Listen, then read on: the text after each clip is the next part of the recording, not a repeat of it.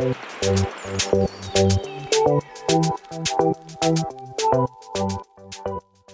right. Howdy, hey, hello. We are here. And guys, I am so excited. Cannot even describe, as I was writing in my diary last night, like cannot wait for this interview today. And I mean that. Before we start, I have a little PSA about garbage disposals. Me and my guests were talking about this. In case you didn't know, do not put lemons in your garbage disposal. It will ruin your garbage disposal and they cost a lot of money. So that's your PSA for today. Now on to my guest. We have with me Meg Thomas. And it is hilarious and just so, what's the word? Oh my goodness. Destined, at least in my head, how this happened. Meg, you homeschool. I do. Okay. For a real long time. For a really long time. And that's something Britt and I have talked about that we want to do with our kids. And I was just starting to think like, maybe I should just get some more help. I mean, I know Baker's not even 2, but still just let's want to be prepared.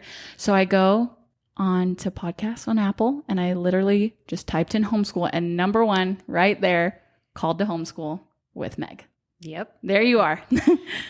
And so I emailed you and I knew it was a shot in the dark, but you emailed back and here we are. Yes. And your email was so delightful. Oh, like it was the sweetest thing ever. And I thought, how can I say no to this? It was so awesome. Oh, thank you.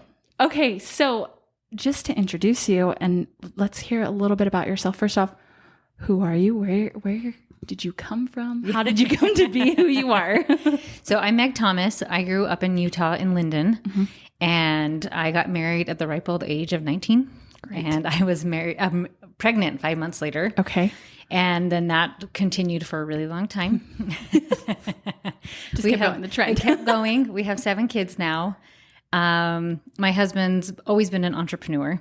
And so I think homeschool really is an entrepreneur version of education. Okay. Right. And so I think he understood that aspect of it, of just wanting to do something different, even though maybe it feels a little bit scary or unknown because it's not what everybody else is doing. Right. So I think we've been able to support each other with him being an entrepreneur and then me homeschooling. So those are like, that's a big part, but I'm like just some other fun random facts about me. Yes. I love exercising. So I just finished my first Ironman. Oh my goodness gracious. So I did a 70.3 out in Oceanside and I did not get eaten by a shark. So Great. You're here to tell the tale. I'm here to tell the tale. I love gardening. I have way too many chickens and bees. Oh my goodness. And like my Instagram is hippie mama, right? Because I love like making my own toothpaste and making my own lotion and just like all like I've given birth at home and all those crazy fun things. So I love that whole world of natural things. Okay. That's a whole nother other podcast that then we've got to do. That's awesome. Okay. How did you and your husband, Johnny? Yes, Johnny. How did you guys meet? So he is, how old is he? He's 4 years older than me. Great. 5 grades older than me. Okay. So he grew up in Pleasant Grove, right next door to Linden. And he was going to high school with my big sister. And his good childhood friend was my sister's high school boyfriend. And you know how when you'd go in high school and you go with your friend to go see their girlfriend or boyfriend? Yes. So he was coming over in high school. And I had to have been elementary, junior high age. And he didn't know who I was because that would be weird. But I was in love with all the high school boys, right? So I knew who Johnny Thomas was because he was so dreamy. He served a mission in Ecuador. And when he came back, I was actually only a junior. And we ran into each other and we started hanging out, which makes him sound creepy. But I was hanging out with people who had graduated. So he was hanging out with them. So we had the same types of friends. Our first date was my senior year. Oh my goodness. I love that. He does not love that story, but he likes to tell everybody I was 18. And then we were married the next summer. Okay. Wow. So, yeah. And then first baby 5 months later. So how many kids do you have total? 7. 7. And the first 5 are very... They were born in 6 years, and there are no twins in that shenanigans. They just kept coming. And that's what we're going to talk about. So how was your body after this? So it was interesting because this was way before I was a hippie. Okay. Right. So like I grew up on SpaghettiOs and mac and cheese. You know what I mean? Like that was, and what were the frozen pot pies or TV dinners? I'm like, those are so good. Right. So I didn't take great care of my body in the beginning. And then, which I got tons of heartburn. So I just downed Tums like it was candy. Right. Fun fact. Here's another PSA. Okay. If you eat a lot of Tums years on end, it will give you massive kidney stones. Oh my gosh. So I didn't know my kidneys were like completely filling up with stones. And then I had a really good idea. So here's another PSA is to drink water still when you're pregnant. But I got so tired of peeing all night. So I quit drinking water on the 5th pregnancy. No. And my body shut down. So my kidneys shut down. I thought I was into labor, but it was my kidneys shutting down. Wow. So I went in thinking I was in labor because I was like 38 weeks, 37 weeks, right? And they're like, no, but you are getting admitted to the hospital. And they ended up inducing me the next day. So then treating me for kidney infection and all that stuff. And then I got stones. I didn't know I had stones everywhere. So, I mean, this is a whole thing, but this is actually interesting why I even dared to homeschool, because this is the summer I decided to homeschool. Wow. After the kidney stones, I had an allergic reaction to the medicine they gave me, and actually had seizures and was in the hospital for seizures. And a few months later is like, I think we should homeschool. Right. So like are you talk about a faith walk. Right. And so like totally crazy, just back-to-back pregnancies and nursing while pregnant and doing that on top of it and never giving my body a rest and having seizures that still affect me now from an allergic reaction. But so yeah, that's my body really started shutting down. So I became a really big hippie after that. Which completely makes sense though. I've only at 2, but let alone just with that second one. I mean, what you're saying, I'm like, wait a minute, I have heartburn. Wait a minute. I stopped drinking water a lot for the same reason. So I'm like, oh boy. Okay. Yeah. Good to know. So I did much better with the 6th and 7th pregnancy. Wow. And like different pregnancies altogether, like, do you feel it's while you were pregnant with the other 5 versus these 2, just as you've done a change, you can notice it? Yes. I think just multiple babies affects your body differently. So Right. I know there's a name for this, but your pubic bone can come apart quickly. Oh my gosh. And so with my 7th baby, I decided to run a half marathon at 18 weeks pregnant. All right. We need to have a talk after this. Right. And so my pubic bone came apart quicker because of that. Yeah. But other than that, like I got really depressed with number 7 just because he was such a bonus baby. He's 6 years further behind everybody. But as far as my like overall health was really fine. Wow. And, yeah. Okay. Whew. Okay. Well, you kind of started talking about it when you started homeschooling, and that's what we are here today to talk about. As we said, Meg does have a podcast, and it's amazing. I'm currently working my way through it from the beginning because there are a lot of episodes. Yes. And so strongly suggest going back to the beginning and starting, because you guys have so much content that we're going to basically jump over a lot of in this episode, but to hear you go more in depth on each subject, for sure, go on over to Called to Homeschool with Meg. Yes. And if you start at the beginning, you'll see my friend Karen is there with me. Yes. And I was telling McKenna that there was no falling out. No. That Karen actually is now, I don't remember the right name. The MOTAB, what's the new name? It's the choir, Temple Square. Something like that. So Karen made the choir. Yes. So that's been quite a time commitment. It's very. And so she is out there living her dream, and she's written a couple books now. So she just was doing different stuff. So yeah, I said, do you mind if I keep going? And she didn't mind. So anyway, just so you know, she won't be on the last half. Yeah. But and she and I are still friends. Great. No, for sure. That's where I was. I was like, no, you guys are great together, yeah, but thanks. So awesome that it gets to keep going. Okay. When you decided to start homeschool, you said you had a feeling. Yeah. It was when you were pregnant with your 5th. So she would have been born. She was born in March. Okay. And we had done, my oldest did kindergarten at a private school. So because they're also close in age, it was kindergarten and 2 preschoolers.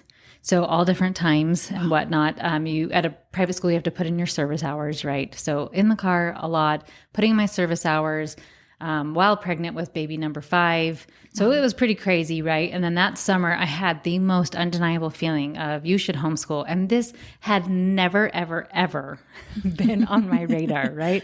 Homeschooling was for weird weird people who didn't bathe. Oh my gosh. Right? Like all the stereotypes Yes. you would think of. I'm like, I will not be one of those people. So what year is this?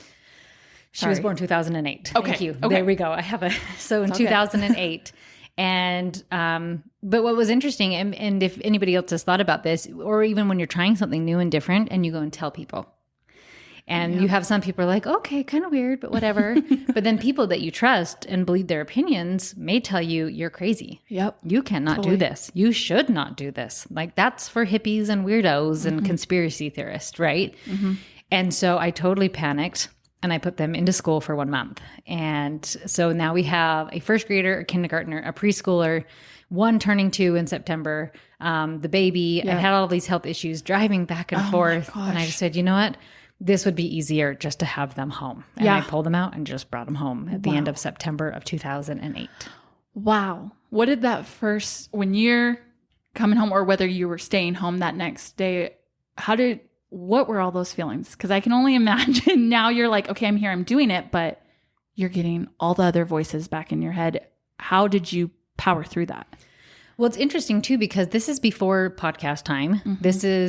I was even thinking, I don't know when smartphones came out, but I am always late to the technology game. So trust me, I wouldn't have had one.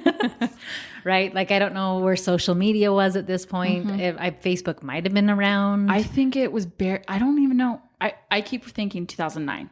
So that's when we could say it really, but you didn't have groups on Facebook for homeschooling. There weren't like any support things that I knew of for homeschooling. And so I really was going off of faith, like 100%. It just feels right. And my alternative was so chaotic. Yeah. Like, I'll at least try this. So I don't even know where I found something of like christianbooks.com or something like that. And I grabbed a science book, but that first week I had nothing because I didn't plan on homeschooling. So I remember we had a big kitchen table, right? With a big family, you have a big kitchen table. Right. And I put out pieces of paper and I was like, we're going to cut and color. Like, because I don't know what else to do. Right. And we're going to, you write your name and I don't know. And it was, my kids have gone to, there's a preschool in Utah called Learning Dynamics. And I actually think it's a really fantastic preschool. And so because my oldest had done 2 years there, then I felt a little bit more confident to help the next one's like, okay, I saw how they taught you to read. Right. So, but I mean, I really just jumped in and just started grabbing random things. And some of them were awful. Some of them were amazing and just started trial and error. Right. And we were talking about this before. I think a lot of women are feeling that call right now for many, many different reasons. Not just one reason. It's not even just, there's so many different reasons. And it's hard. It's hard to get past the, can I do this? And there's so much now, but just like you said, there's so much more resources now. Oh, it is night and day difference, right? Because even if yes, you can listen to my podcast and that would be great. But there's also specific podcasts for different styles. There's specific podcasts for unschooling. There's specific, if you want a world school, like there are so many amazing different podcasts just in the homeschool realm that you can help, and Facebook groups. And like, I'm a part of different Facebook groups when I'm like, I need a fun book because we're going to study about Vietnam. And does anybody know folk tales from Vietnam? Like 5 people will be like, I've been to Vietnam. Here you go. Right. Like, and with Amazon and things like that I can go and read reviews. Like, this is totally appropriate. This is fantastic. And so it is, maybe that other people find that more overwhelming. I don't know, but I love that that you have so many options now. For sure. I completely agree, which is, so much. Okay. So we wanted to go over, we've got some myths to definitely go over. The first, like you said, those opinions that you're going to get. But before we do, you touched on it, and we talked about this before. There are different styles or philosophies, and you kind of explained what you were telling me before, how you don't have to necessarily be tied to one, but it can help direct you. Absolutely. Your way. Sometimes it just helps to give you perspective too. So Thomas Jefferson education kind of lumps things from 0 to 4. Here are developmental things that are great for school. And basically it's not doing school, and it's allowing them to explore the world, because that age already asks a million questions. You have little kids, right? Mom, what is this? Mom, what does that do? Mom, what is this? Like, they don't need a book put in front of them. I mean, I like to read a lot and do that kind of stuff, right? And then from I'm probably getting the ages wrong, right? So maybe that was 0 to 8. Then 8 to 12 has a different chunk, and 12 to whatever has a different chunk of like, here are some really good suggestions and ideas of things you can do. Charlotte Mason is another one that I've really enjoyed. And she was, in the 1800s, was an educator. And her philosophy was children are beings of God, and to respect them, teach them really good habits, give them twaddle is what she calls it. Like, don't give them twaddle, give them beef. Like, quit filling them up on broth and give them a steak. You know what I mean? Yeah. Like, those aren't her words, but just, along those lines. yes, of just like, children are intelligent and wise and amazing. And then she was so big on getting out into nature and being outside. And so awesome, because now just do a quick Google search of the benefits of being outside. Yeah. Right. And like, she was a total woman before her time. But she was a big fan of short and sweet lessons. So Right. it may be Latin, but it's going to be 15 minutes of Latin. Right. So often in school, you'll see a subject for 45 minutes and you've lost the kids. Like, you're speaking to a wall at that point, right? It's like a waste of your time. And so she was really big on school in the morning, building good habits, and then afternoon is all outside. Right. So that's a philosophy. Well-Educated Heart was Marlene Peterson. I really like this one too. And she talks a lot about it's a quote attributed to Plato, but like education without a heart is no education at all. I'm probably messing that up, but something you have to connect with your child in order to teach them. And it's interesting because if you go read in the Church of Jesus Christ of Latter-day Saints handbooks of how to teach, it says love first. Wow. Right. Yep. And so her philosophy is love first and connect.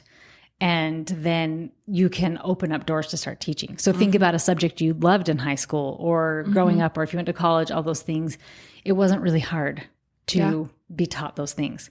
But when you're forced information, your brain shuts down. So short-term to long-term memory is completely closed.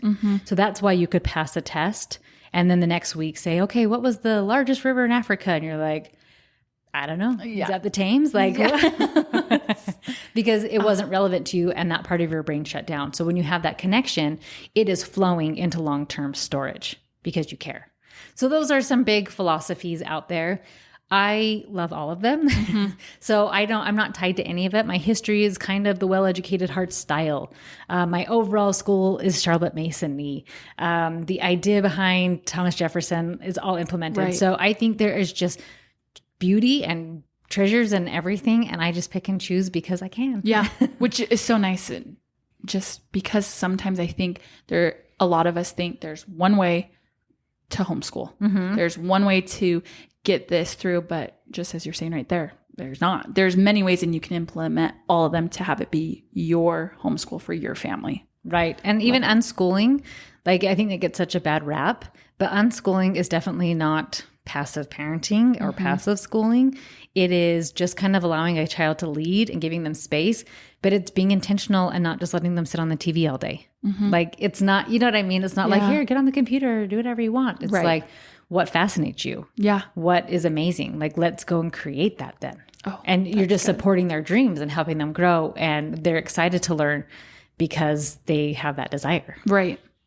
And I'm sure if we were to do a search up, basically just do that, homeschool styles, homeschool philosophies, and you'll be able to see much more than what we've just talked about. But I think that's another way to just, for anyone out there, like, start there first, kind of maybe then that can help if you're feeling nervous where to start. So then the next big thing, I've talked to some friends and I was asking them, they've shown interest in homeschooling. So I was asking them some questions. The big thing, curriculum. It's a big one. There's so much now, which awesome, because when you started, was there? No. Okay. Like, this is what you got. I remember my language arts program was 1,000,000% terrible. And I had to watch a DVD the night before to teach it. And I was like, I just don't care. Yeah. So now there's so much. So how would you suggest someone get started finding the right one? Wrote a workbook, and it's on my website for like $4 or, you know what I mean? If you're in my membership, it's free. And it goes through of how to create your homeschool curriculum. And basically some of the things I start with are, what do you value? Because if you value, let's say, God, then that better be a part of your homeschool, or something will always feel off. Yeah. So as I did my own little test with it, I realized I value adventure. And if I am not out having adventures regularly, I hate my homeschool. Yeah. So it sounds so funny, right? Because you're like, no, curriculum. I'm like, I know. So our science this year is going to be about caves. Next week, we are going to Logan Canyon because I've heard there's really cool wind tunnel caves. And then Bear Lake has the Minnetonka Cave. Just 2 weeks ago, we were down in St. George in the lava tubes. And so like, I always have to have that adventure. We went biking today and you know what I mean? Like I always have to have adventure going and then my homeschool feels satisfying. Yeah. So it goes through and helps you define what you value and what your strengths are. Because if you don't have the strength of organization or let's say scheduling, and you try to stick to a type A personality schedule, you are going to hate that schedule so bad, right? And I think people who are spontaneous sometimes are like, oh, I wish I were more structured. And it's like, but spontaneity is a beautiful gift. So how is that a strength in your homeschool? Well, I'm really fun and I'll go to museums and we'll go to the library and we're getting all these books and like I'll go off on tangents instead of like, no, get back here. Yeah. Right. And so looking at what you value, what your strengths is honestly where I start. And then we start funneling down like, how many days a week do you want to do school? Yeah. Like so often they're like, I have to have all this beautiful curriculum. And I'm like, let's look at the logistics. First of all, you don't. Right. And then how many days a week do you want to do school? I do school 4 days a week and I do it for the full year. Okay. And then I just start like asking questions more and more. And then you will have to do some research of like, okay, I do like the Charlotte Mason style, but I only want to do school this many days a week. And you know what I mean? And you just start chipping away at it to actually do it. But one of the biggest mistakes I'll say with curriculum is if you think of curriculum like food, a young child doesn't need a whole lot of food, but we will shove curriculum down their throats. And it's like, you need to be reading by 3. You need to know like how to write by this age. You need to know all these things. And it's interesting because I believe it's the Waldorf school doesn't even teach reading until 8. Really?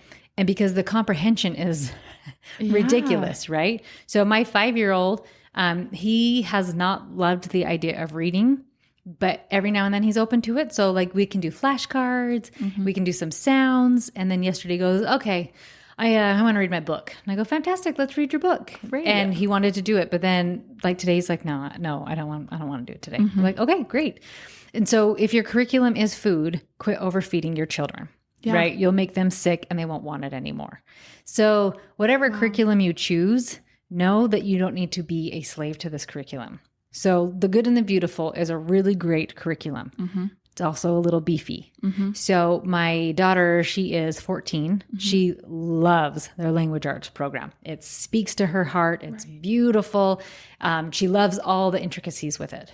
Then I have an 11-year-old who's jumping off the walls and literally was jumping off our trampoline, and it's an above ground trampoline, over the tomato plants with an umbrella to see if like he could catch some air, right? Like that's his personality.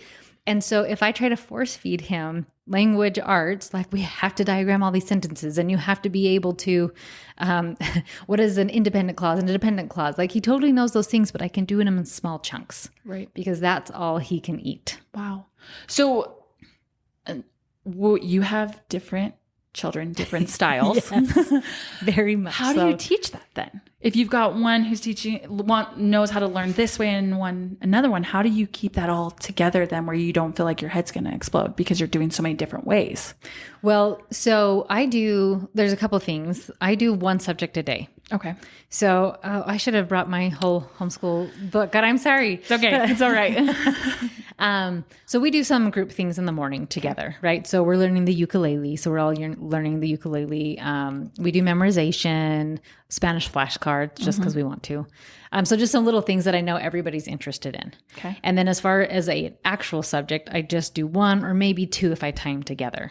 So on Mondays, we're going to do writing mixed with art. So I may have a pretty picture printed, but the art will be kind of geared towards my 11-year-old where it can be fun and silly. But then my 14-year-old could make it beautiful. Okay. And then their writing will be about the art they made.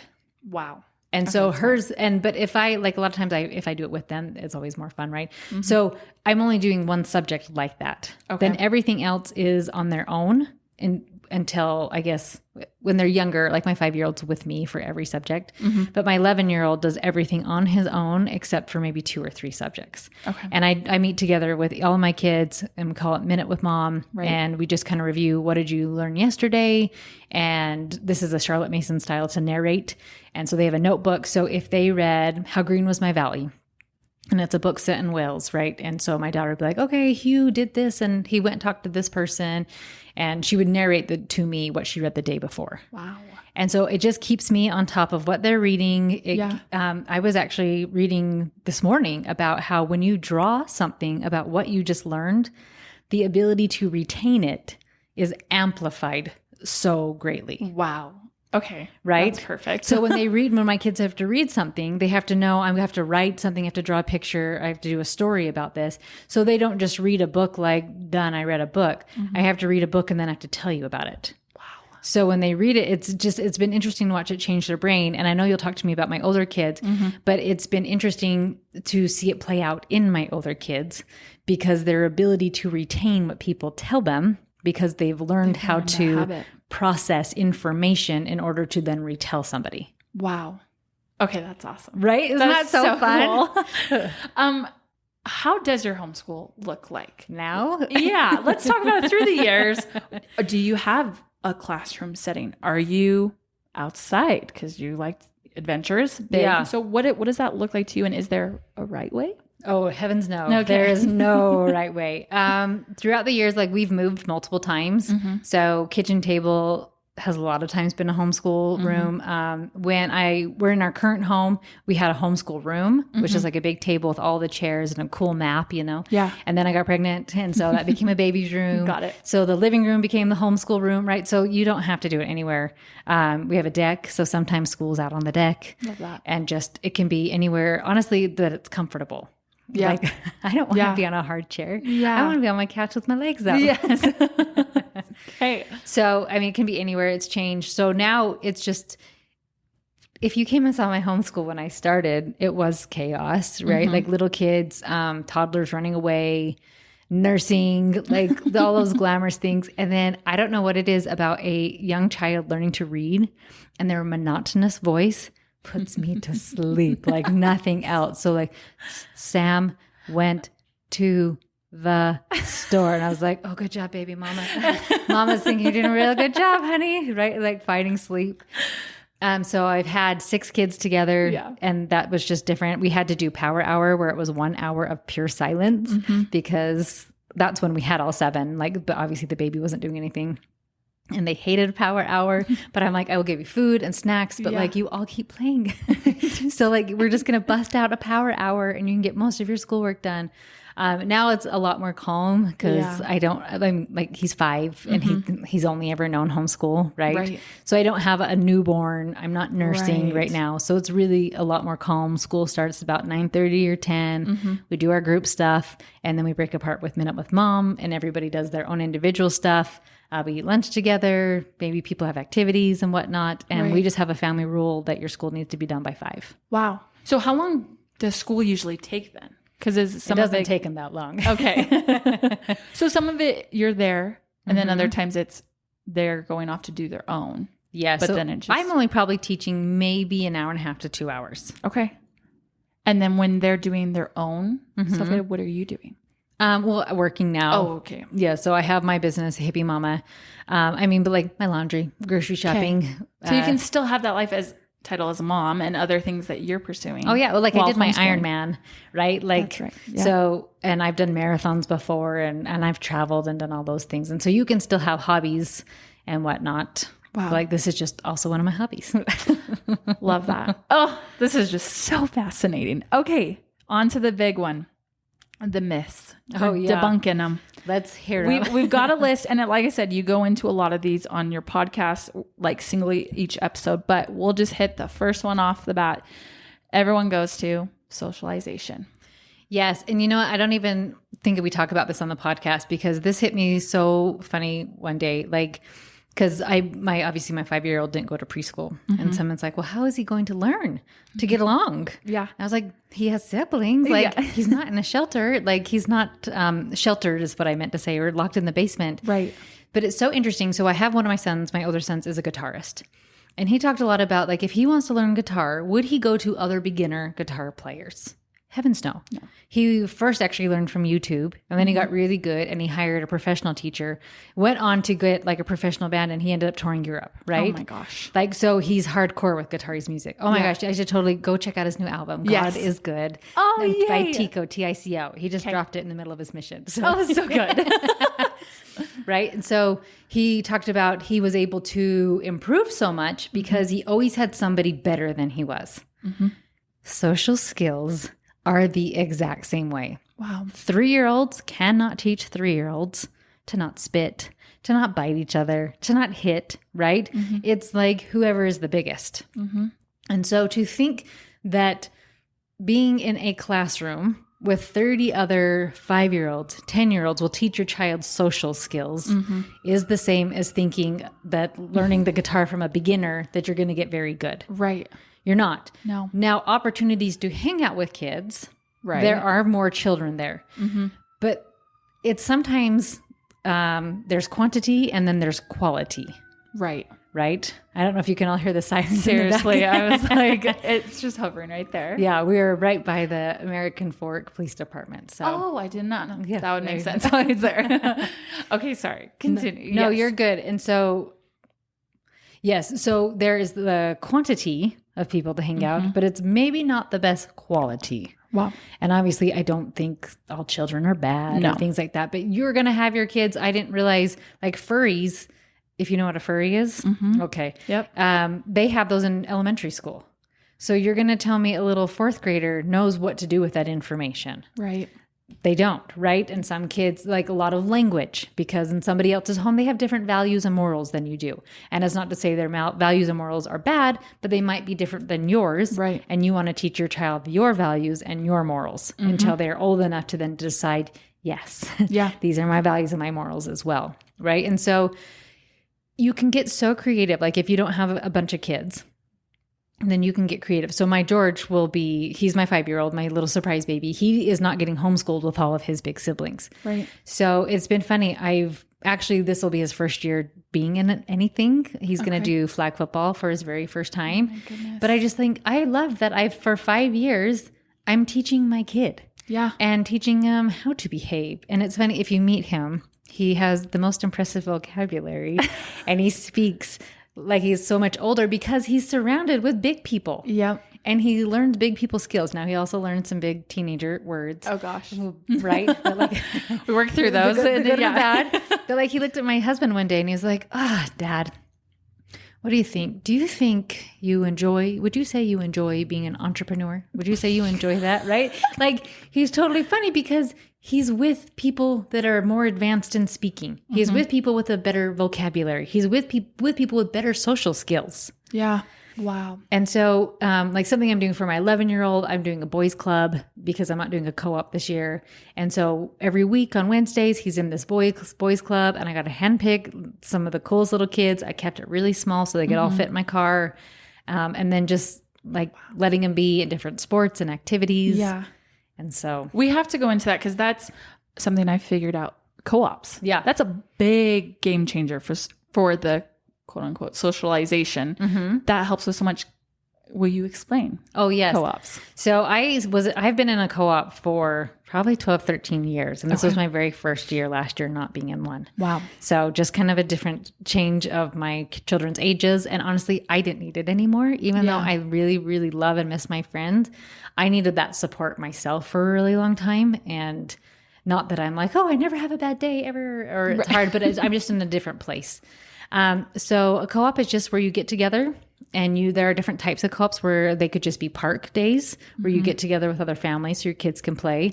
They can be very structured where it's kind of a drop-off situation and we are going to do science or we are going to do a writing class. My favorite ones have been where moms are required to come because then it creates a really cool community feel. Right. My favorite one, guess not favorite, but what it morphed into was FLA, Family Leadership Academy. And so they still meet, but it was a full day and really high quality classes. Sometimes we brought in teachers. Most of the times it was just the moms, but you were required to be there all day and you were required to teach. And so like tons of girls teaching other people, but my kids have made some of their best friends they'll have for life in these co-ops. And that kind of goes into one of the other myths before we go is like, if you don't know something, someone else does. Mm-hmm. So they can kind of help there. Like, really, we have a Google. Like that too. Right. YouTube. Yep. And like, especially with Zoom and everything like that, there is not a class you cannot find that is not offered online. That's so true. Right. And so I only have one kid and that's not true. My 15-year-old, he's on college online. Right. Mm-hmm. But my 14-year-old, her entrepreneur class is online. Okay. And honestly, her dad would be an amazing person to teach an entrepreneur, but he also doesn't have the time. Right. So it was worth our time and money to just hire somebody. Wow. But that is an option. Like there's so many options. And there's, I don't know if your listeners are all over, but if you're in Utah, right, like there is a charter school in Pleasant Grove called Canyon Grove. Okay. And there are a lot of homeschool classes being offered there. And there are other charter schools who are catering to homeschoolers, like come pick and choose if you want to do a couple classes. Wow. So you can kind of do like the half and half or like. So in Utah, you're legally allowed to utilize the schools and you can be dual enrolled and you can pick and choose your classes. And if anybody tells you different, they're wrong. That was, I'm making sure I'm not jumping ahead. That is a big one. I guess this isn't a myth. This is more a question. I know, well, we were going to talk about this. How do you start that process? If you're going to start it from the beginning or if you're in the middle, how do you transfer to homeschool? Okay, so I always suggest doing things legally. Mm-hmm. Yep. So good tip. Every state has a different homeschool law. Right. I only know Utah's, obviously. Right. But I'm going to give you this website. Okay. It is hslda.org. Okay. And it's like homeschools, lawyers, something, I don't know. But they basically, you go in there and you click on your state and it will tell you what the real laws are, not what the district says, because what the district says is not always the truth. Okay. So I found when I pulled my kids out, the district told me I had to sign a paper and saying I would teach exactly what they wanted me to teach and do it the way they wanted to. And I'm like, this doesn't feel right. Mm-hmm. So I found this website, and in Utah, basically you just have to have an affidavit that says they tell you the right words. So don't quote me on this one, but something along the lines of I'm homeschooling my kids. Here are their names. Here are their ages. And you get it notarized. Wow. One time in Utah and you're done. Huh. So like if your kids have been going to a public school, like go give your teacher a gift basket, give her some balloons, write a nice card. Yeah. Like you don't need to end with like spray painting the school. Like burning it or something like that. Like end on good terms. Like thank you. You were serving my child. Mm-hmm. Thank you for this time. Right. If you are coming from like a public or charter or private school, always end on a nice note, right? You'll cross paths somewhere else.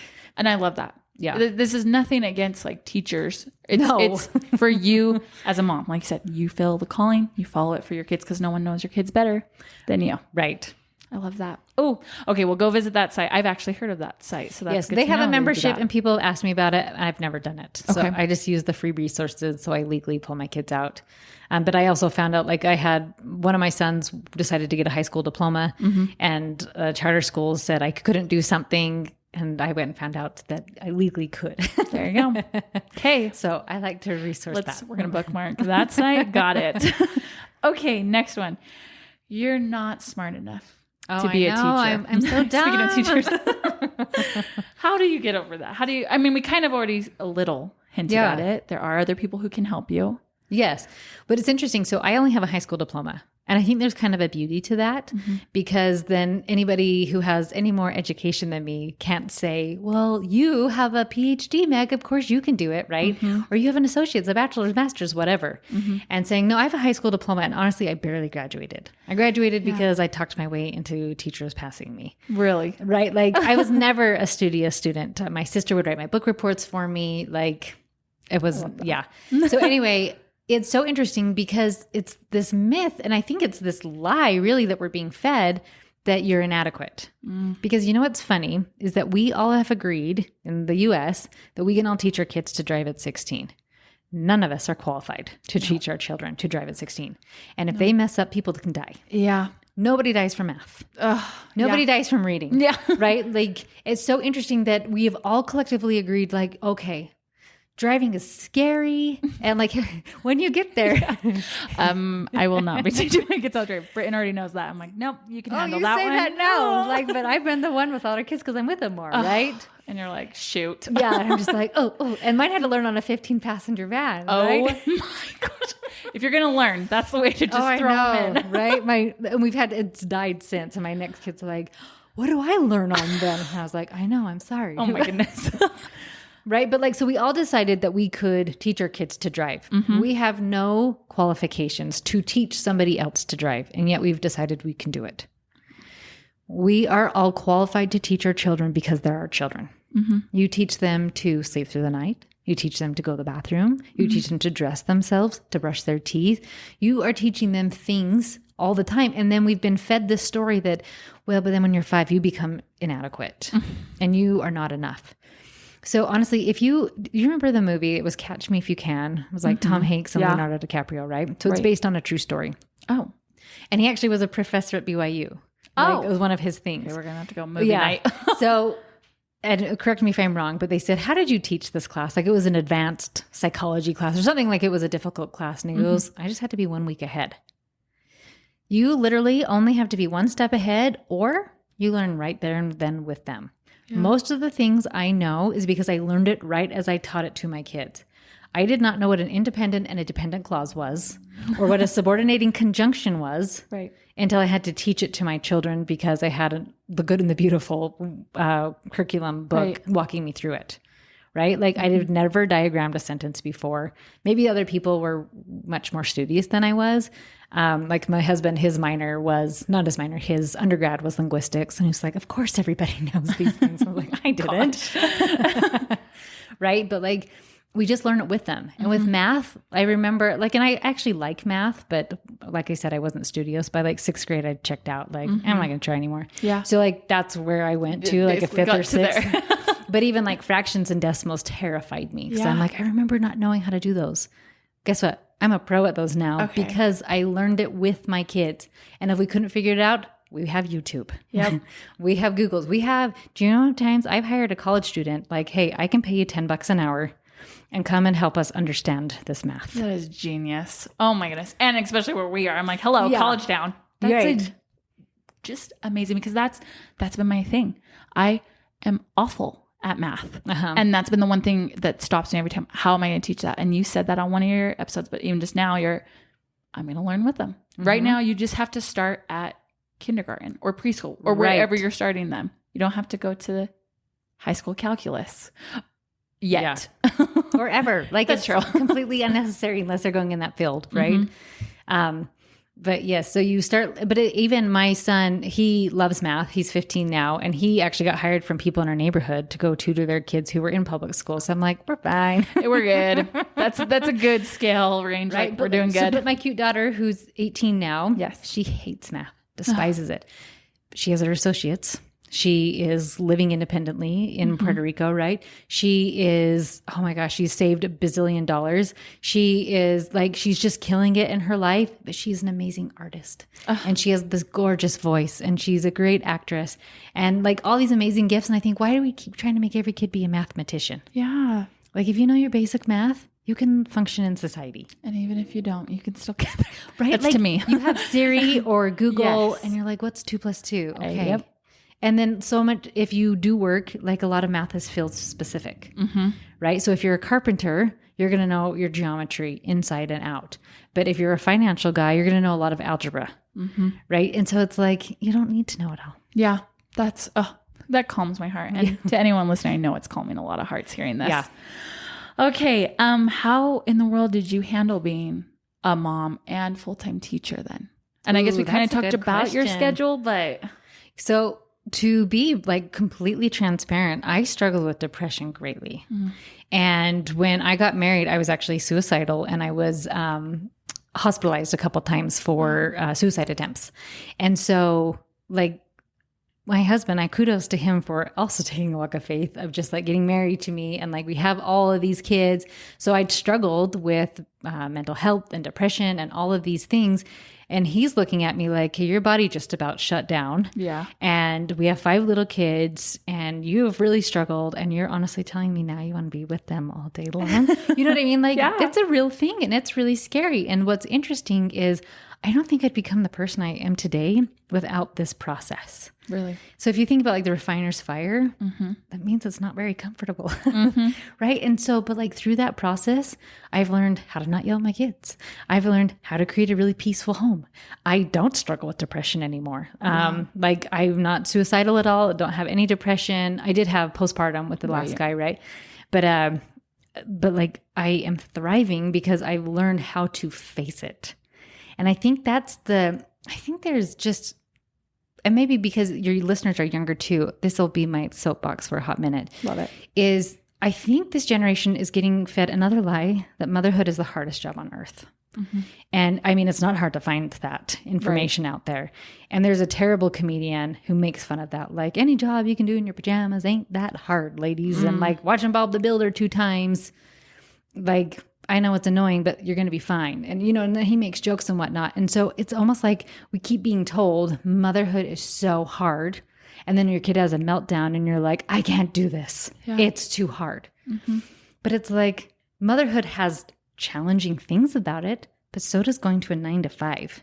So like, tell me a job that isn't challenging. Yeah. I don't know, like if there's a job that exists that doesn't come with challenges. It was a difficult customer yelled at me. We lost an account. Our company lost $20,000, right? Like you have difficult things in every aspect of your life. And to think that motherhood should never have difficulties, you're going to be unhappy because every time someone has a meltdown, you're like, it shouldn't be this way. It should just be easy and fun. So as you come to accept that and think a child's tantrum has nothing to do with me and I can teach them and I can love them, but I can just hold space for them. And like, you can have a rough moment without having a rough day. Yeah.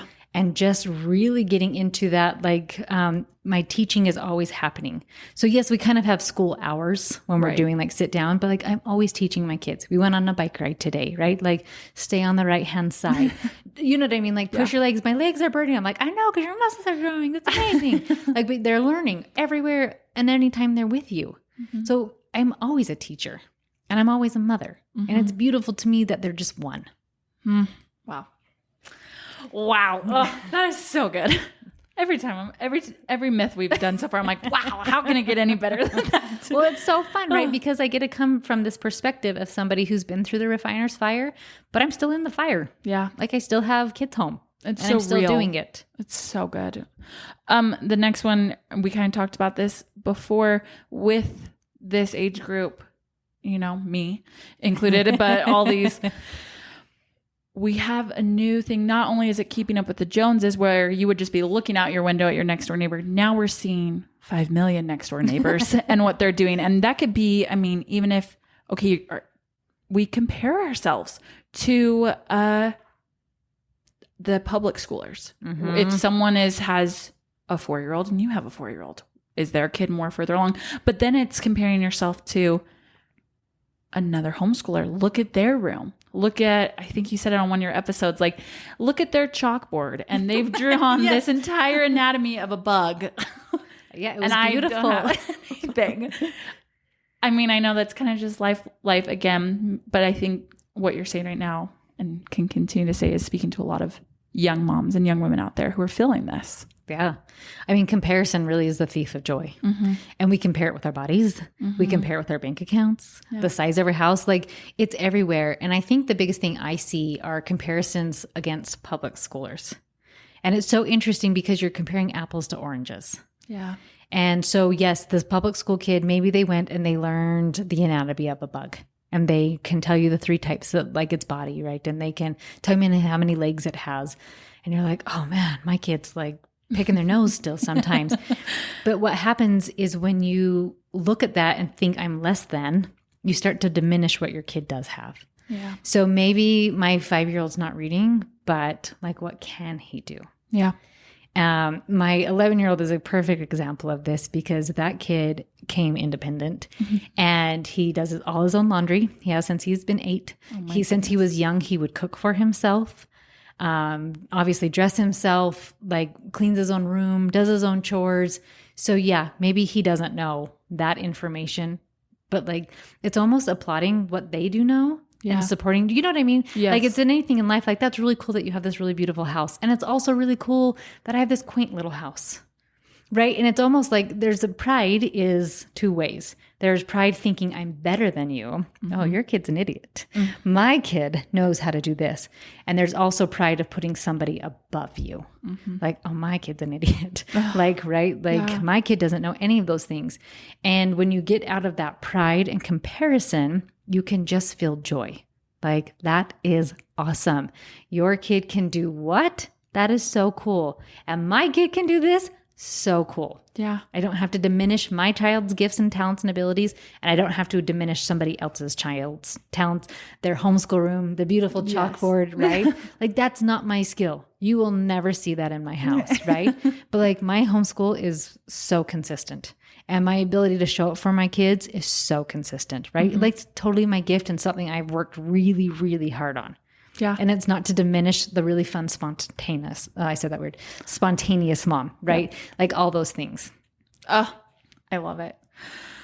We kind of already talked about, can kids do both public and homeschool? You said there are some, so in Utah, I know you can. Yeah. I don't know other states' laws with that one. And then we already went over this, how homeschool doesn't look the same for everyone. It can be different. Sometimes it could be at a table. Sometimes it could be on the couch.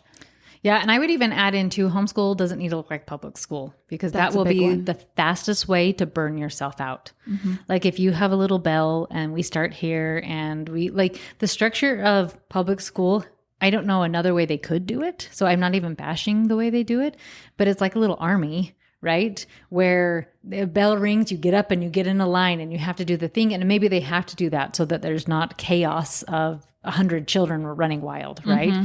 But like thinking that your homeschool needs to be from 9:30 to 10 o'clock, we are going to be sitting on our bums and doing math. Like, let me know how that goes. Yeah. Because I'm going to sit here with my popcorn and I'm going to enjoy that side circus, right? Like that's going to be chaos. Yeah. And so quit trying to make public school at home. I love that. That's so good. Oh man. Meg, you just knocked those out of the park. I love homeschool so much. So it was so cute. We went to the park this morning. We rode our bikes and I ran into a lady and she had a daughter that looked older, like third grade-ish older, right? Okay. So I'm like, oh, do you homeschool? Because I had some older kids with me too. And she's like, no, but funny story. I've been thinking about homeschool. And I go, you're kidding me. Hi, my name is Meg. I go, I'm a homeschool coach. And she goes, what? That exists? And so it was so fun. We sat there for like 30, 40 minutes this morning. And just, it was so cool that she was like, this is blowing my mind of all these options and just believing in myself. And like, I've got this. Because think about this, like you have two little kids, right? Mm-hmm. You have hard days with them. Mm-hmm. Have you ever given them away? No. Right? Because it's like I'm in it. Yes. I've decided to be their mom. Now, it doesn't mean that I'm not ever going to take them to grandma or give them to dad or to a nice neighbor. Right. But like I'm in it. Mm-hmm. And even on their bad days, I'm not going to donate them to somebody else. Start thinking about your homeschool the same way. There are going to be some hard days. I've had one guy who would run away buck naked. Oh. And I'd just be like, neighbors, if you see him, just like, give me a call. Right? Like, oh, I didn't even say call me. I'd like send him home. I'm in the middle of reading. I can't go get him right now, right? And so it's not always this glamorous, like you're saying, the Pinterest, Instagram lifestyle. Right. Like sometimes I'm halfway falling asleep and there are hard days where some kids crying because they're like, I'll never get fractions. Yeah. Like, why do I need to know this? I'm like, I don't know. I don't know. You never know. Yeah. Yep. So you know what I mean? Just knowing that there are going to be hard days. And when you accept that there are going to be hard days, it's just like there are going to be hard days with your kids and you're not going to get rid of your kids. Right. So when there are hard days with your kids, what do? You take a break, you reset, you do something. Maybe you do a movie day. Yeah. You drop them off somewhere, right? So homeschool, you're having a rough day, you reset, you go outside, you watch a movie. Yeah. You take a break. Well, and you talked about this in the episode, one of your episodes, the senses. If like utilizing the six senses in your teaching, if one way is not working and how you've seen that help too. And that's just why I think homeschool is so beautiful, because you get to do that. You get to choose, this isn't working. Let's try it this way. Right. Well, I'm pretty sure my 11-year-old would be diagnosed ADHD if he were in public school, right?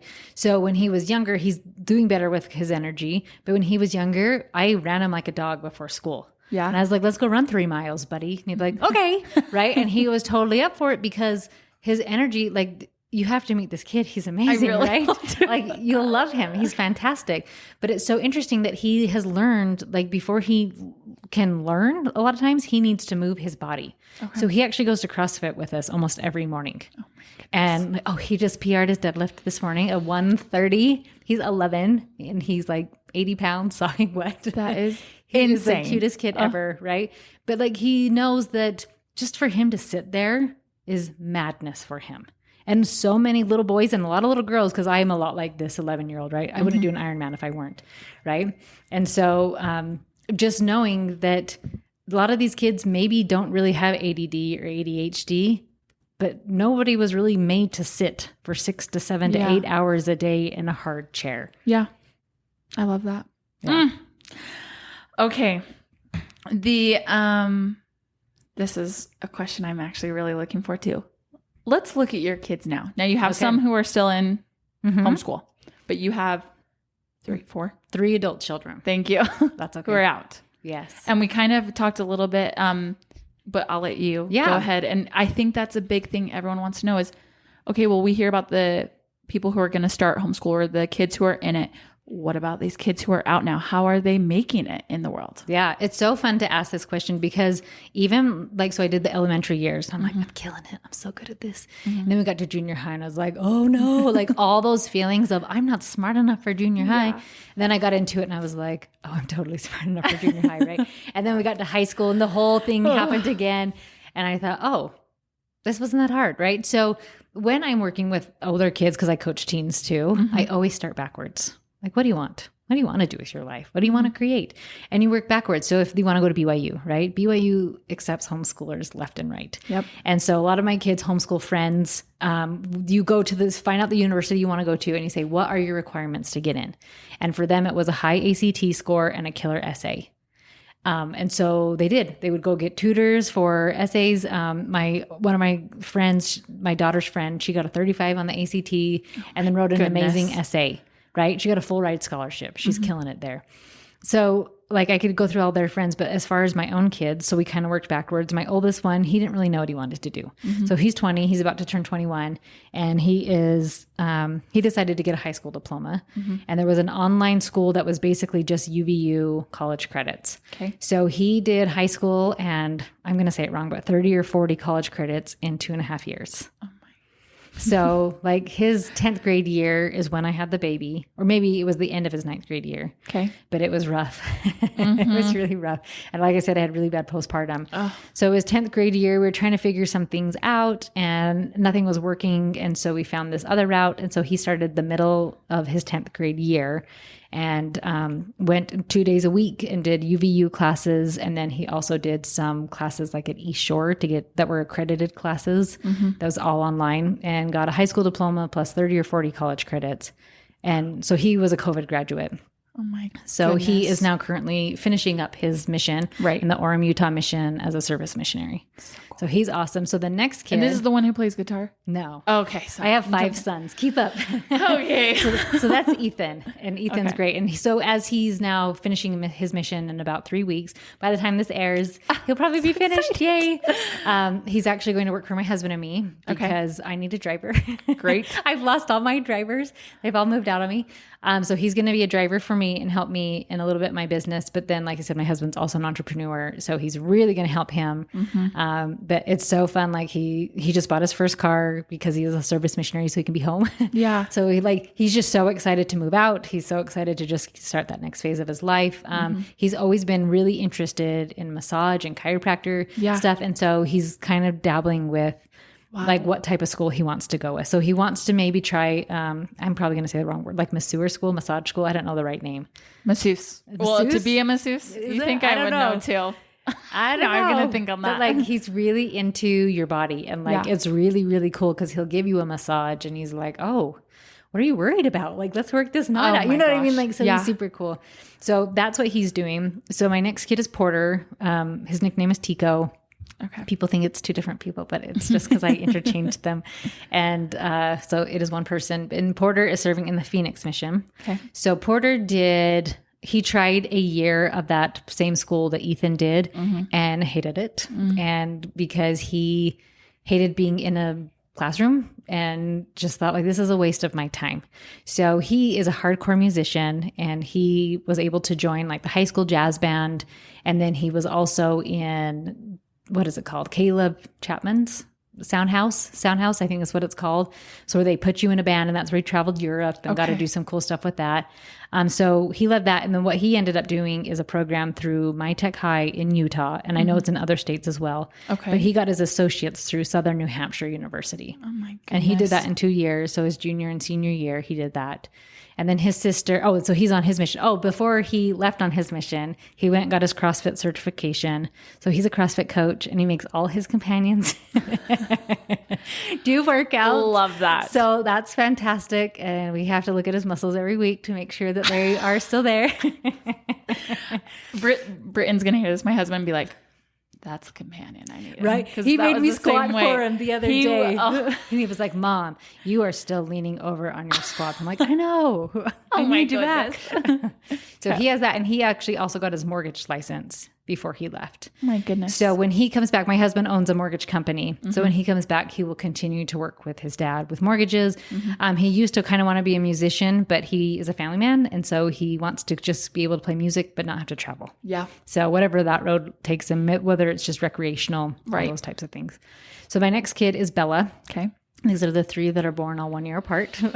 Are they close? In like, obviously in age, but like closest siblings? Yes. So it's interesting. Do you know what a chiasmus is? No. Okay. So in the scriptures, there's always chiasmus, right? Like where it's like A, B, A, B, A, A. So it's like the same forward and backwards. So like my family's a chiasmus. My husband's a linguistics nerd, right? Okay, right.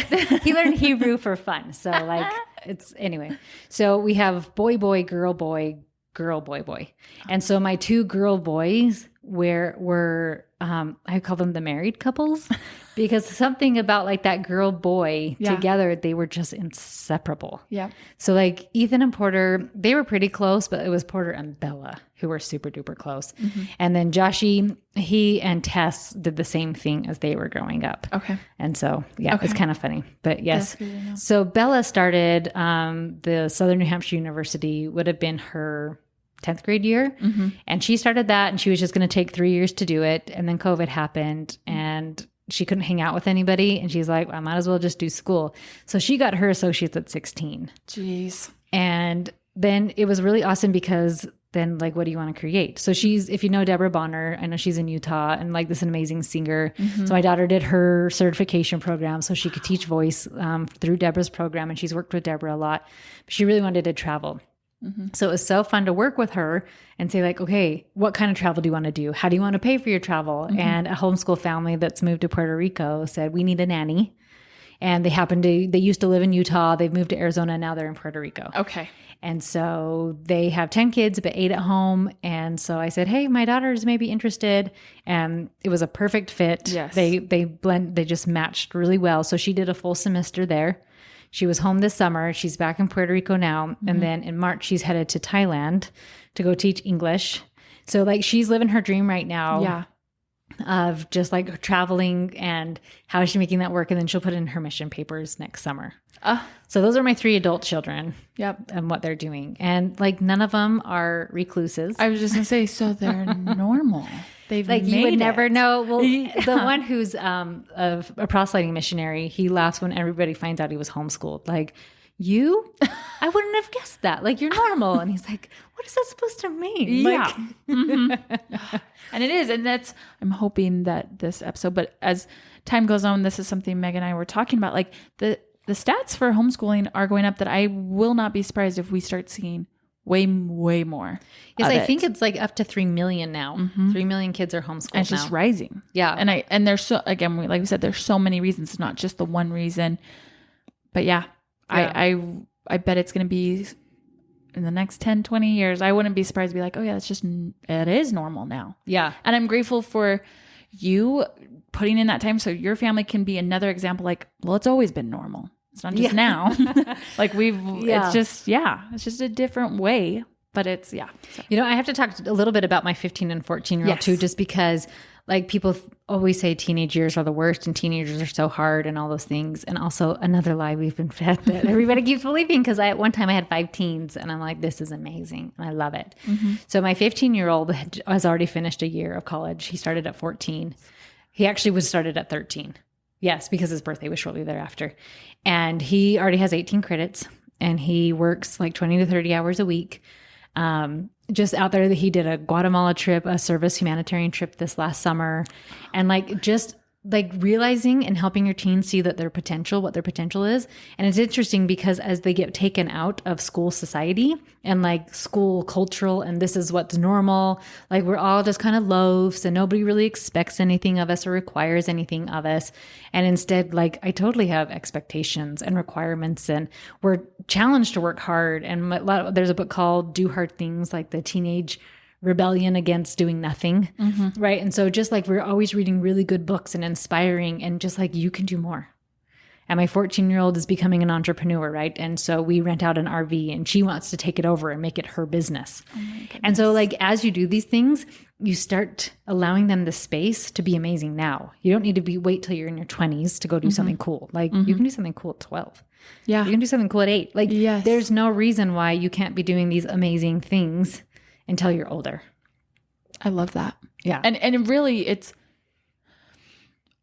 there. I don't want to say not that there isn't boundaries, but it's just amazing the more opportunities that I'm seeing as homeschooler kids have. Yeah. That it's just so much more open. You're not fit into this one box. Like you said, you're just, nope, you're a 4th grader. And this is what 4th graders do. Yeah. So I call it the successful 6. And this is what I start doing when my kids are about 12, but teaching them really great skills for finances, emotions, mental, physical, social, and spiritual. Oh my goodness. So that like my 20-year-old who's getting his first car, right? When my kids are 18, so they've learned to track their finances their whole life. And then we believe in paying 10% to the Lord, and we pay 10% to ourselves. So like they have been learning how to live off 20% of their income since they were way young, right? And then most of them choose to live off significantly less because they don't have a lot of expenses. They all have stock accounts. They are all investing their money. They are all really intentional with their money. When they turn 18, my husband has them get a credit card and like learn to pay it off each month. So when my son went and got his car loan, his credit was amazing. They were like, what? How do you have this amazing credit? And they're like, well, because my parents made me use this credit card and then paid off every single month. And so like he's getting this killer rate on a car loan. Like he could pay for the car, but he's trying to establish credit. Like he's super intentional with his finances, right? So that eventually he can start buying properties and rent it out with people and just always be generating income. And so I love that mindset with my children of like, there's so many ways to make money, right? Especially with online stuff. Yes. And telling people what you love on Amazon can make people like $10,000 a month, right? Yep. So I love opening that door for them financially, and just basically to not have any vices in these areas of just really being successful, but emotionally taking 100% responsibility for their emotions. Can you imagine? Like, I think this is why my teens, I love them so much, is because they totally had teenage meltdowns, and don't think that we didn't ever have struggles, because I just don't ever share what their struggles were, right? Because that's their business. But that they would always end up taking responsibility. Like, I'm sorry I yelled at you, brother. Like, I was feeling sad. I know you can't make me sad and mad and angry. Like taking that ownership and the mental ability to push through when things are hard, to do high quality work on their chores, their physical health. Like I said, we all do CrossFit together. Can you cook for yourself? Can you do your own laundry? Do you know how to cook healthy foods and nourishing foods? Right. Yeah. And one of my kids doesn't love CrossFit. She'll come a couple times, but she loves to walk. I'm like, great. Walk your little heart out. Yeah. Like, I don't care how you move your body, right? Yeah. Like, it's not for everybody. And then socially, I think so much it's like, what can people do for me? Like, what can I do? Who, like, instead of somebody should fix this, how could I fix this? Yeah. Right. And so, yes, there is a component in there of how to speak to people, how to be polite, how to be kind, but then also, how do I serve? How do I make the world a better place? So I pick up garbage. We have a nonprofit in Africa, right? My husband goes there quite a bit. He really is a social entrepreneur. What's that word? Well, no, he's an entrepreneur, but like he's always just going. So like this is another renewable energy company, right? So like it's just amazing. Like 2 of my kids did the Guatemala trip because like that's in their heart. Like I can make the world a better place. And they went and helped these people. And then spirituality and whatever, because people I coach, some are LDS, right? Some are different religions. So what's your higher power? What's your purpose? What's I call it God. What do you call it? You know what I mean? And just like having this divine purpose and this drive that I want to be better. Yeah. So like you can see why my kids can become such successful adults and successful teens, because this is their homeschool education. Yeah. Well, I don't know about anyone else, but I'm literally hanging on everyone. I'm like, wow, this is just, and I hope I'm not overwhelming anybody. No. Yes. This is so good. I tell Britton this all the time. I do better with more information. Don't hold back. Okay. Good. Let it go. So good. If I'm fire hosing you too much. And I'm just looking. Do you realize what I totally forgot to do? Well, you probably would know. I do it at the beginning, but your munchie. I'm looking at it. I'm like, we did not even start with it. We'll save it for the end now because we're about there, but I still want to we'll close it off with that. Okay. Our next part. If you were to be starting now, it's hard because you are doing homeschooling with a 5-year-old. Yes. So I guess the question was like, what are the top 3 things if you were starting homeschool today that you're like, yes, I'm doing this? Okay. So the biggest thing I have found, and it's not what you're going to think, it's connection. Okay. Because think about this, even if with your spouse. That if you and your spouse are connected, can't you figure anything out? So imagine he comes home from work. I'm going to just assume you have traditional roles, right? Yep. So you make dinner and whatnot. And he comes home and he's like, oh my gosh, you're the worst. Like this food sucks. And I'm pretty sure you've burned it. And like, or goodness. Cereal. Like, come on. I am working so hard to pay for our family. Would it kill you to put on a shirt and like, you know what I mean? Like put some makeup on, like you're gross, right? Like how nice do you want to be with that husband? Yeah, not very. Right? You're like, I'm going to give him the bird finger and like, I'm going to go Uber Eats myself something else. Right? Now, if he comes home and he's like, oh, you are the best. And you're like, oh no, I haven't even showered today. Like, who cares? Yeah. Our boys are alive and they're healthy and they're fed and they're happy. Yep. And you're like, oh, I only just put out cereal. And he goes, oh, you tried. you have my heart. Like, what do you want to do the next day with dinner? Yep. You're going all in. You're right. Like, I and love like this some man. days I do it and I'm like, yes, I'm gonna make a new steak and I'm gonna do all this stuff. And then last night I'm like, I have all these awesome leftovers for you. Right. But like, I'm always trying because of that connection. Right. So when you have that connection with your kids, and so with your kids, it's like walking into the room and doing the same thing. Like, oh my gosh, you guys are disgusting. You sicken me. Like, are we honestly so inept that we cannot make our beds, put on some clean clothes? Like, you are so gross. You've shut down all connection. They don't care what you say. They don't care. If you come in, you're like, oh, you tried to make your bed, didn't you, all by yourself? Look how independent you are. Yeah. You're amazing. You're so great at taking initiative. Can I help you a little bit? I'm just going to teach you a little bit more. Yeah. But, oh, you're so amazing. Right? Like that connection piece, we get out of it. So that is the biggest piece, is that connection. When you start with connection, you can move into the next one, which is inspire. And so the best way to inspire somebody else is by your own actions. So if I'm connecting with my kids and this is how I speak to them, guess how they're going to speak to their siblings? Thank you for putting my clean clothes in in my bedroom instead of just hucking them on the floor in the laundry room. Yeah. I know you don't want to. And it was I should have got them and I didn't. And you went and did it for me. Thank you. Thank you for making me a sandwich. I was so hungry and I've been working all day and I'm so tired. I'm like, here, you just started. You know what I mean? It's like they have that connection. So like as you have that connection, then you can inspire. Right. So my kids work out because my husband and I work out. My kids mostly eat pretty well because my husband and I mostly eat pretty well.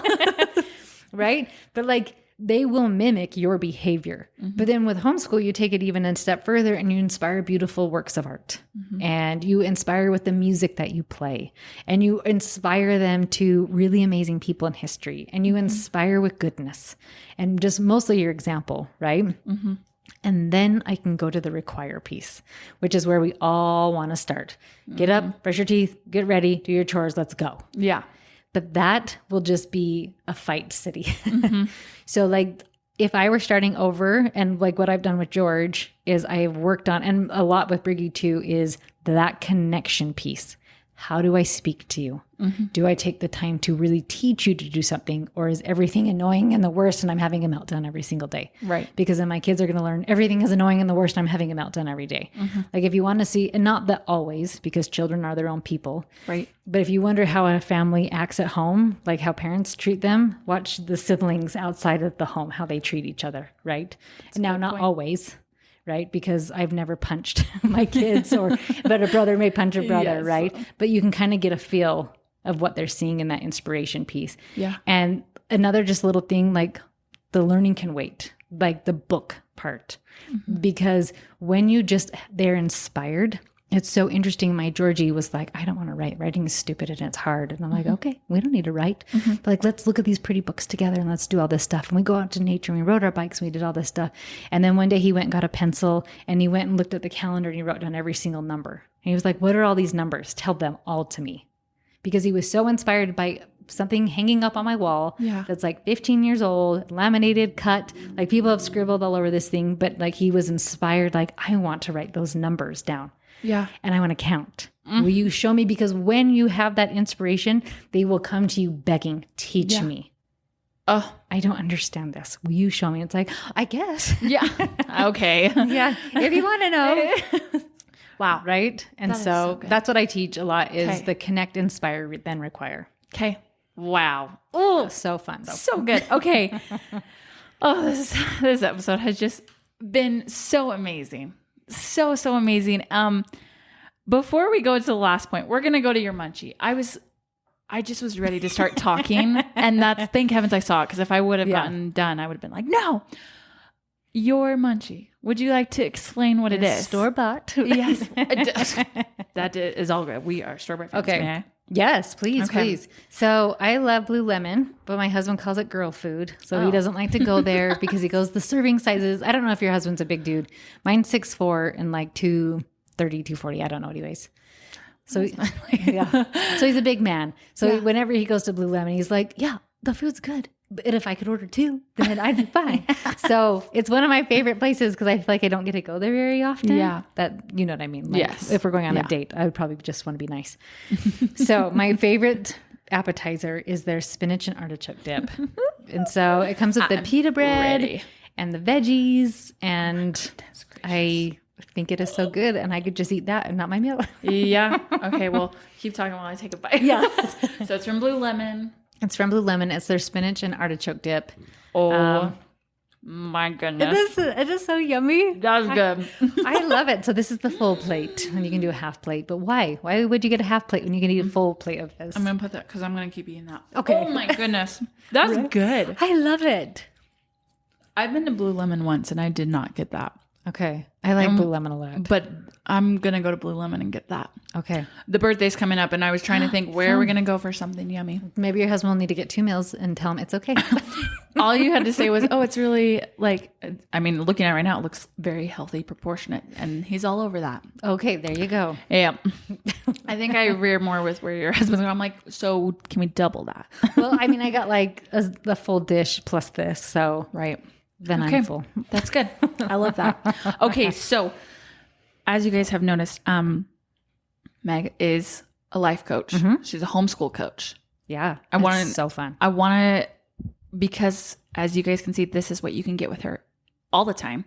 Yeah, as you follow you. But let's talk about it. When did the podcast come about, and then when did you start doing life coaching? Yeah. When you started life coaching, was it always homeschool? Like, sorry, that's so many questions. No, yeah. So it was like, and it's interesting because I love the parenting aspect, and so I kept going back and forth. Like, do I want to help parenting? Do I want to help homeschooling? But I thought, no, parenting's a little bit different with homeschooling. And so I have people who will come to me and like, I did have a really good parenting coach, and like, she was amazing, but she's not getting this homeschool piece because we're together every day. Like day in and day out. And so like there is parenting involved, but it's parenting from a homeschooler's perspective. Right. Now, obviously I have people that want to work with me that they're fine. They just like, yeah, I like your parenting help and whatnot. So I did decide to be a homeschool coach. And originally a lot of life coaches like to work one-on-one with people and like kind of just build that way. And that's a lot of time, which is not something that I have. Yeah. Right. And so I quickly changed mine into a group membership. And so I have videos that are all up and recorded so you can go and watch them. You can see my hair change a bunch of times because every time my husband left the country, I'm like, maybe I'll be blonde. I don't know. It was cheaper than plastic surgery, I guess. Right. So every time he goes to Africa, right, for a while, and I'd be like, oh, do I buy a couch or do I change my hair? That seems good. Right. So sometimes I buy a couch, sometimes I change my hair. Right. So I became a homeschool coach and then I started the group membership, but I still live private. So I do have a few spots open, but my main thing is my group membership where I have videos all about like your mindset because homeschool, parenting, everything is 80% mindset and 20% skill because we always think there's a magic pill. Like if I had this magic homeschool pill, just give it to me, Meg, and everything's going to be great. And it's like, okay, well, I can give you some skills, but if you are having a meltdown every day, we actually need to address that. Yeah. And if you think that you are the worst and so stupid, we really need to address that. And like, I can only do this if my husband's on board. Well, guess what? Sometimes husbands aren't on board and that's okay. We can still love them and appreciate their opinions and respect them and honor them and do something that maybe we disagree because like I said, I love Lululemon and my husband doesn't. And it doesn't mean we're getting a divorce. No. That we've had a fight over it. No. Like, but I can love something that he doesn't. Yeah. Right. And so I did do the membership then. What was your next question with that? Did the podcast come before that? Oh, so the podcast came later. So I get together every month with the ladies I did the homeschool co-op with. So most of them are still in that co-op. We do a learning circle. We've met together for years every month and we study and we learn and do fun stuff together. And Karen, who's on the podcast with me, she's like, Meg, I really feel like we're supposed to start a podcast together. And I was like, what? I don't know. And it was so great because Karen had been blogging for a really long time. She had much better knowledge of like SEO stuff and naming things. Like all my stuff at my house are like Monday Fun Day, Thursday Thighty. One of our kitchen chores after dinner is Cleany Weenie. Yeah. Like my awesome club. Like those are the names I come up with, right? And Karen's like, no, called to homeschool because what will people Google? And I was like, oh, you're so smart. Wow. Right. So Karen and I did it together. And so she's a big blogger, Teach Beside Me. And she has a couple books out that are really awesome that are like, she does a lot of the activities and a lot of the fun things you can do. I've totally used her stuff many times. So Karen and I did it for a while together. And then she made the MoTab, whatever it's called. And she finished another book. Tabernacle at Temple Square. There we go. So we're going to get it. Sorry. Continue. Yeah. No, it's fine. And so, and then I'd really just started going big with my my coaching. Yes. And so just mine was more about the mindset where hers is more about the activity. For sure. So I said, hey, do you want to keep going? Like, what do you want to do? And she's like, I'm done. So I told her we broke up, but like, you guys are still but we share the kids. Yeah. Yeah. So yes. So now then it's just been me and it's been way more life coachy perspective where we talk about mindset. One of the big things I focus on is actually yelling because like all of your questions are so good and it's what everybody thinks will be the problem. Yeah. And then you get into it and you have all these little kids and you're trying to do everything and then you lose your mind and you're yelling at them all day and you're like, so that connection piece, huh? Does that work if I'm screaming at my kids because they spilled again? Yeah. Right. And so like a lot of my stuff on there is yelling. I do No Yell November. We do prizes. It's a ton of fun. So, and you have a boot camp coming up. Yes. So normally I've just done No Yell November and I've done like through November. Okay. And I was like, I want more people to they've got a shirt that will say, I am awesome. Oh, love that. So like my prizes will have to change a little bit for anybody repeating, but I just want to give you all the tools necessary to be able to succeed. Yeah. And what's awesome about it is I just have a private Facebook group. And if you go to my website, coachmegthomas.com, on the right-hand side, it'll either say No Yelling Mamas or No Yelling Parents Facebook group. And you can go join that for free and I give tips and help and all those things. But I wanted a place where you could actually learn skills to not yell. And a lot of it's not what you think, right? A lot of it's making sure your fundamental needs are taken care of. Wow. Do you get enough sleep? Do you eat enough? Do you drink enough? Do you move your body? Yeah. Right? If your basic needs are not met, let me know how you're going to do when your 3-year-old has a meltdown and your 5-year-old is screaming, right? Wow. But like when all those needs are met and you know how to stay calm and in that present like adult state of mind and not go to fight or flight and match their meltdown, it's like, I got this. I don't care. Like my 5-year-old, when he was little, we'd go to Costco. He's a tender soul, and somebody would look at him and he would lose his mind. And he's so cute because I'm biased. I think all my kids are so cute, and just was so cute, right? And like people would be like, "Oh, your baby." I'm like, "Please don't look at my baby. Please don't look at my baby." And he would lose his mind, and then they would try to calm him down. And I'm like, "You're making it worse. You're just making it worse." Yeah. And I remember walking through Costco with him screaming bloody murder because he had a really hard time coming back down. Yep. And I thought, I don't have to match this. Sometimes 2-year-olds scream at Costco. It doesn't mean I'm a bad mom. Right. And like, I actually got more moms going like, "I got you, girl." Yeah. Like holding up the fist. yeah. What is that? Like Yeah. the Hunger Games, Yes. like kissing your finger. Like you've got I can't this. whistle, but you know. Yes. And That's just so true. so you don't have to have a meltdown over your child's meltdown. And what's so neat is like George is 5 now. And as we talk about family meetings and like what we're working on, he's like, "I am working on not screaming at people and crying so much." And it's like, "George, oh, you're killing it. Wow. You're doing so good." And he was like, "Sometimes I want to hurt my brothers." And it's like, I know, me too. Right. And he's like, but he's learning these skills because we're not matching his meltdown. We're staying calm and he's matching our calm. So I want everybody to Feel that. yeah, and just have that peace in your home that's available. Right. Because once you do it, and it's so fun, and maybe I have it written somewhere of just people's experiences. They're like my daughter that I didn't like anymore, because that becomes a real thing. Like, I don't like my kid anymore. Yeah. Because we're just yelling and fighting all the time. Right. And they get to this point where they're like, "Meg, I didn't even know I could like my kid again." And like, I'm calm, and now she's calm. And now she's receptive to my teaching. And now she's open, because tell me how you are going to teach long division to a kid you don't like, and you two are fighting. And they're like, "That's not the way you do it." And they're like, "It is the way you do it. I know that this is the right way," right? Yeah. But if you're like, "I know, humor me, try my way, or let's try your way. Let's see. I'll humor you. Yeah. Let's go for it." Right.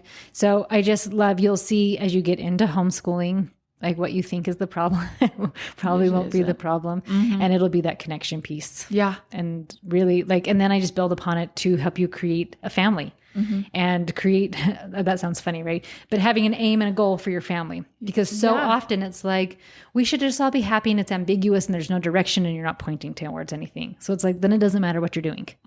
But if I'm very clear that this is what our family is about, and I'm also very clear what our family is not about, because people forget that component. Yeah. Right. And so if we want to, now I have people moving out and moved out. Do I want them to come back home? Then how do I need to be treating them? Like if my daughter calls me, it's like, "Ugh, you again?" Yeah. Or like, "Why don't you go with your fancy family in Puerto Rico and forget about me?" Right? Or is it like, "I'm excited to see you." Yes. Oh my gosh. Your face lights me up. I just love it. Right? Like, am I doing the things that gives me the result that I want? And we meet together every week as a family and we make sure like, "Hey, how'd we do? Are we off track?" "Oh, we are a little bit." Yeah. Like we turned on the TV, and that's not what our family's about. So it becomes a full lifestyle. Wow. That is so great. I mean, again, thank you from the bottom of my heart. This entire episode, I'm just sitting here, I'm like, can I air it today? Because it's so good. And I'm like, this has just been incredible. You are amazing. Thank Everything you've done and you continue to do. And if you out there listening would like to get more, like we said, coachmegthomas.com. And I tried to make it, I know a lot of homeschoolers like myself, we were single income. I mean, till I started coaching a few years ago, right? So I tried to make it one of the most affordable programs out there. And so it's $35 a month. And from what you were saying, like there's not really a lot of them out there. And I haven't seen anybody, homeschool, but I haven't seen anybody who's had kids finish. You know that's what I what we mean? were talking about. Yes. It's like she's seen it and she's doing it still, and it's something's working. Yeah. Yeah. Okay. Well, again, thank you. Thank you to whoever you are listening to this. And yeah, we will see you next time. Bye. Bye.